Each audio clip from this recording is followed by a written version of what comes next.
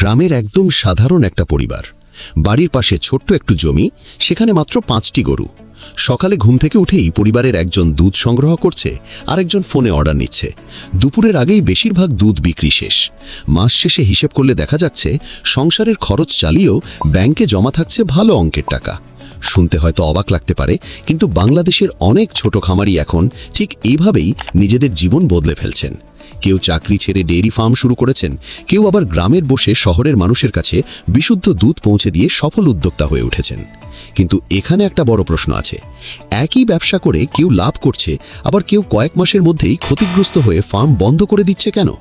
এর প্রধান কারণ হলো ভুল পরিকল্পনা। অনেকে না বুঝেই গরু কিনে ফেলেন। কোন জাত বেশি দুধ দেয়, কোনটা বাংলাদেশের আবহাওয়ায় ভালো টিকে থাকে, কোনটার খাবার খরচ কম, এসব না জেনেই শুরু করেন। তারপর খাবারের খরচ বাড়ে, গরু অসুস্থ হয়, দুধ কমে যায়, আর শেষ পর্যন্ত তারা মনে করেন ডেইরি ব্যবসায় লাভ নেই। কিন্তু বাস্তবতা একটু ভিন্ন। সঠিক জাত নির্বাচন, সঠিক খাবার ব্যবস্থাপনা এবং দুধ বিক্রির ভালো ব্যবস্থা থাকলে ছোট পরিসরের একটি ডেইরি ফার্ম থেকেও ভালো আয় করা সম্ভব। আজকের এই ভিডিওতে আমরা ধাপে ধাপে দেখব ছোট পরিসরে ডেইরি ফার্ম শুরু করতে কোন জাতের গরু ভালো হতে পারে, কত টাকা বিনিয়োগ লাগতে পারে, কোথা থেকে আয় আসে, কি কি ভুল এড়িয়ে চলতে হবে, আর কিভাবে ধীরে ধীরে একটি ছোট ফার্মকে লাভজনক ব্যবসায় পরিণত করা যায়। সবচেয়ে গুরুত্বপূর্ণ বিষয় হলো, এখানে শুধু তাত্ত্বিক কথা বলবো না, বাস্তব খামারিদের অভিজ্ঞতা, বাংলাদেশের বাজার পরিস্থিতি এবং বর্তমান দুধের চাহিদা বিবেচনা করেই পুরো পরিকল্পনাটা আলোচনা করব। কারণ বাংলাদেশে দুধের চাহিদা দিন দিন বাড়ছে। শহরের মানুষ এখন আগের চেয়ে অনেক বেশি সচেতন।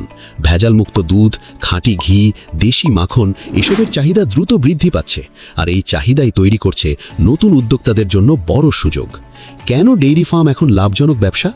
একটা সময় মানুষ ভাবত গরু পালন শুধু গ্রামের সাধারণ কৃষকদের কাজ, কিন্তু এখন পরিস্থিতি বদলেছে। বর্তমানে ডেইরি ফার্ম একটি পূর্ণাঙ্গ ব্যবসা। অনেক শিক্ষিত তরুণও এই খাতে আসছেন, কারণ এখানে শুধু দুধ বিক্রি নয়, একসাথে অনেক ধরনের আয়ের সুযোগ তৈরি হয়। প্রথমত, প্রতিদিন নগদ আয় হয়। ধরুন আপনি সকালে দুধ বিক্রি করলেন, বিকেলের মধ্যেই টাকা হাতে চলে আসে। বেশিরভাগ ব্যবসায় এমন দ্রুত ক্যাশ ফ্লো পাওয়া যায় না। দ্বিতীয়ত, গরু নিজেই একটি সম্পদ। সময়ের সাথে সাথে গরুর মূল্য বাড়তে পারে। বিশেষ করে উন্নত জাতের গরু হলে কোরবানির সময় অনেক বেশি দাম পাওয়া যায়। তৃতীয়ত, দুধের পাশাপাশি ঘি, দই, মাখন, পনির, জৈব সার, এগুলো থেকেও বাড়তি আয় সম্ভব। অনেক ছোট খামারি এখন শুধু কাঁচা দুধ বিক্রি না করে ভ্যালু অ্যাডেড পণ্য তৈরি করছেন, ফলে একই দুধ থেকে কয়েক গুণ বেশি লাভ পাচ্ছেন। সবচেয়ে বড় বিষয় হলো, মানুষের খাবারের চাহিদা কখনো শেষ হবে না। যতদিন মানুষ থাকবে, ততদিন দুধ এবং দুগ্ধজাত পণ্যের চাহিদাও থাকবে। তাই দীর্ঘমেয়াদে এটি তুলনামূলক স্থিতিশীল ব্যবসা হিসেবে ধরা হয়। কোন জাতের গরু দিয়ে শুরু করবেন? ডেইরি ফার্মের সবচেয়ে গুরুত্বপূর্ণ সিদ্ধান্ত হলো গরুর জাত নির্বাচন। কারণ ভুল জাত মানেই কম দুধ, বেশি খরচ এবং বেশি ঝামেলা। নতুন উদ্যোক্তাদের জন্য এমন জাত দরকার যেগুলো বাংলাদেশের আবহাওয়ায় সহজে মানিয়ে নিতে পারে এবং তুলনামূলক কম ঝুঁকিতে ভালো উৎপাদন দেয়। 1. HF ক্রস বা ফ্রিজিয়ান ক্রস। বাংলাদেশের সবচেয়ে জনপ্রিয় জাতগুলোর মধ্যে এটি অন্যতম। অনেক খামারি এই জাত দিয়ে শুরু করেন, কারণ এটি তুলনামূলক বেশি দুধ দেয় এবং সঠিক যত্ন পেলে ভালো ফল পাওয়া যায়। সাধারণত একটি সুস্থ HF ক্রস গরু প্রতিদিন 12 থেকে 20 লিটার পর্যন্ত দুধ দিতে পারে। অবশ্য এটা নির্ভর করে খাবার, যত্ন এবং পরিবেশের ওপর। এই জাতের সুবিধা হলো দ্রুত মানিয়ে নিতে পারে, দুধ উৎপাদন বেশি, বাজারে সহজে পাওয়া যায়, বাচ্চা উৎপাদন ভালো। তবে একটি বিষয় মনে রাখতে হবে, এই গরুকে ভালো খাবার দিতে হয়। নিয়মিত পরিচর্যা না করলে দুধ কমে যেতে পারে। 2. শাহিওয়াল ক্রস। শাহিওয়াল মূলত দক্ষিণ এশিয়ার একটি জনপ্রিয় জাত।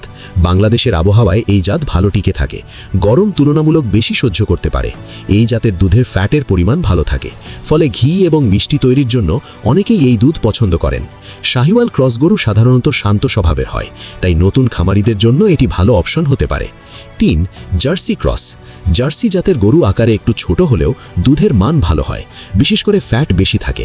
যারা ভবিষ্যতে ঘি, মাখন বা পনির তৈরি করতে চান, তাদের জন্য এই জাত লাভজনক হতে পারে। এই গরুর খাবার খরচ তুলনামূলক কম হতে পারে, তবে নিয়মিত স্বাস্থ্য পরীক্ষা গুরুত্বপূর্ণ। 4. ব্রাহ্মণ ক্রস। এটি মূলত ডুয়াল পারপাস জাত হিসেবে পরিচিত, অর্থাৎ দুধও দেয় আবার মাংসের জন্যও ভালো। অনেক খামারি এই জাত রাখেন কারণ কোরবানির সময় ভালো দাম পাওয়ার সুযোগ থাকে। যদি কেউ দীর্ঘমেয়াদে ফার্ম বড় করতে চান, তাহলে একটি বা দুটি ব্রাহ্মণ ক্রস রাখা ভবিষ্যতের জন্য ভালো সিদ্ধান্ত হতে পারে। 5. মুর্রা মহিষ। সব খামারেই মহিষ রাখতে হবে এমন নয়, তবে যাদের পর্যাপ্ত খাবারের ব্যবস্থা আছে তারা চাইলে একটি মুর্রা মহিষ রাখতে পারেন। মহিষের দুধে ফ্যাট বেশি থাকে, তাই ঘি তৈরিতে এটি খুব জনপ্রিয়। অনেক এলাকায় মহিষের দুধ গরুর দুধের চেয়ে বেশি দামে বিক্রি হয়। তবে মহিষ পালনের জন্য একটু আলাদা পরিবেশ এবং যত্ন প্রয়োজন, তাই একদম নতুনদের ক্ষেত্রে আগে গরু দিয়ে শুরু করাই ভালো। ছোট ফার্ম শুরু করতে কত টাকা লাগতে পারে? এবার আসি সবচেয়ে বাস্তব বিষয়, খরচের হিসেব। অনেকেই মনে করেন ডেইরি ফার্ম শুরু করতে কোটি টাকা লাগে। আসলে ছোট পরিসরে পরিকল্পনা করে শুরু করলে তুলনামূলক কম টাকাতেও শুরু করা সম্ভব। ধরুন আপনি 4টি গরু এবং একটি মহিষ দিয়ে শুরু করতে চান। সেক্ষেত্রে সম্ভাব্য খরচ হতে পারে উন্নত জাতের গরু এবং মহিষ কিনতে প্রায় 4 থেকে 6 লাখ টাকা, শেড তৈরি করতে 1 থেকে 2 লাখ টাকা, খাবার এবং প্রাথমিক ওষুধের জন্য কিছু টাকা, পানির ব্যবস্থা, বৈদ্যুতিক সংযোগ এবং অন্যান্য খরচ। সব মিলিয়ে ছোট একটি ফার্ম শুরু করতে 6 থেকে 8 লাখ টাকার মতো লাগতে পারে। অবশ্য এলাকা ভেদে খরচ কম বেশি হতে পারে। অনেকে শুরুতেই বড় ফার্ম করতে চান, কিন্তু অভিজ্ঞ খামারিরা বলেন ছোট থেকে শুরু করাই সবচেয়ে নিরাপদ। এতে ভুল হলেও ক্ষতি কম হয় এবং ধীরে ধীরে অভিজ্ঞতা বাড়ে। গরুর খাবার ব্যবস্থাপনা। ডেইরি ফার্মের সবচেয়ে বড় খরচের জায়গা হলো খাবার। অনেক সময় মোট খরচের অর্ধেকেরও বেশি খাবারের পেছনে যায়, তাই এখানে পরিকল্পনা না থাকলে লাভ করা কঠিন হয়ে যায়। গরুর খাবার সাধারণত 3 ভাগে ভাগ করা যায়। 1. সবুজ ঘাস, 2. শুকনা খাবার, 3. Concentrate feed. সবুজ ঘাস।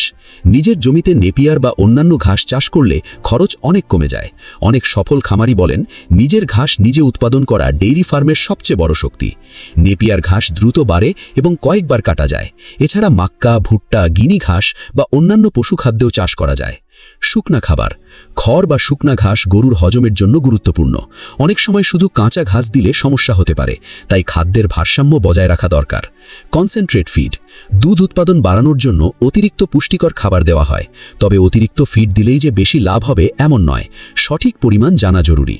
এজন্য প্রাণী সম্পদ কর্মকর্তার পরামর্শ নেওয়া ভালো। গরুর স্বাস্থ্য পরিচর্যা কতটা গুরুত্বপূর্ণ? অনেক খামারি শুধু দুধের হিসেব করেন, কিন্তু গরুর স্বাস্থ্য নিয়ে যথেষ্ট গুরুত্ব দেন না। অথচ একটি গরু অসুস্থ হয়ে গেলে কয়েকদিনের মধ্যেই বড় ক্ষতি হয়ে যেতে পারে। তাই কিছু বিষয় অবশ্যই মানতে হবে। নিয়মিত টিকা দিতে হবে, পরিষ্কার পানি দিতে হবে, শেড পরিষ্কার রাখতে হবে, মাছি ও মশা নিয়ন্ত্রণ করতে হবে। অসুস্থতার লক্ষণ দেখলেই দ্রুত ব্যবস্থা নিতে হবে। সবচেয়ে বড় ভুল হলো রোগ লুকিয়ে রাখা। অনেক সময় খামারিরা ভাবেন নিজেই ঠিক হয়ে যাবে, কিন্তু দেরি করলে পুরো ফার্ম ঝুঁকিতে পড়তে পারে। দুধ কোথায় বিক্রি করবেন? অনেক নতুন উদ্যোক্তা শুধু গরু কেনার চিন্তা করেন, কিন্তু আগে থেকে বিক্রির পরিকল্পনা না থাকলে পরে সমস্যায় পড়তে হয়। দুধ বিক্রির কয়েকটি উপায় আছে। স্থানীয় বাজারে বিক্রি সবচেয়ে সহজ পদ্ধতি, তবে এখানে দাম একটু কম পাওয়া যেতে পারে। বাসায় বাসায় সরবরাহ। যদি আপনি পরিষ্কার এবং নিরাপদ দুধ দিতে পারেন তাহলে নিয়মিত গ্রাহক তৈরি হবে। মিষ্টির দোকানে সরবরাহ। মিষ্টির দোকানগুলো নিয়মিত দুধ ব্যবহার করে, তাই তাদের সাথে চুক্তি করা গেলে স্থায়ী ক্রেতা পাওয়া যায়। অনলাইন বা সামাজিক যোগাযোগ মাধ্যম। বর্তমানে অনেক ছোট ব্যবসা ফেসবুক বা হোয়াটসঅ্যাপ ব্যবহার করে গ্রাহক তৈরি করছে। প্রতিদিন সকালে পোস্ট দিয়ে অর্ডার নেওয়া যায়। কিভাবে বাড়তি আয় করবেন? শুধু কাঁচা দুধ বিক্রির উপর নির্ভর করলে লাভ সীমিত থাকতে পারে, তাই অনেক খামারি এখন বাড়তি আয়ের পথ তৈরি করছেন।